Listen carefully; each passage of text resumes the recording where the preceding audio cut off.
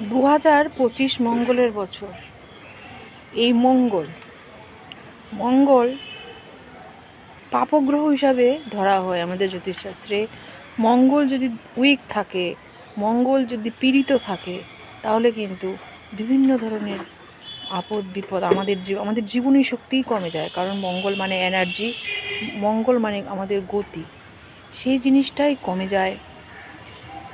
কিছু কিছু জিনিসের প্রতিকার আমরা খাদ্যাভ্যাসের মধ্যেও করতে পারি। যেমন ধরুন,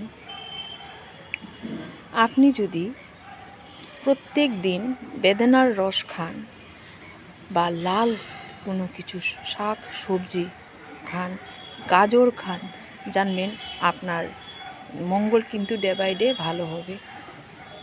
লাল রঙের জিনিস পরিধান করা, লাল কোনো জিনিস খাদ্য হিসাবে গ্রহণ করা, কালারটা নিশ্চয়ই লাল কিংবা মেরুন, এই কালারগুলো হতে হবে।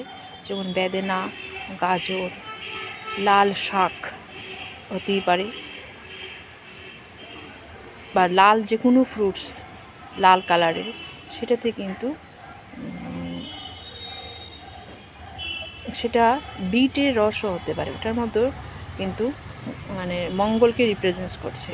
দেখবেন আপনি যদি এই ধরনের খাদ্যগুলো বিশেষ করে মঙ্গলবার সপ্তাহে একদিন অন্তত খেয়ে মানে এই আপনার ডায়েটে যদি এগুলো অ্যাড করুন, ডে বাই ডে আপনার মঙ্গল কিন্তু স্ট্রং হবে।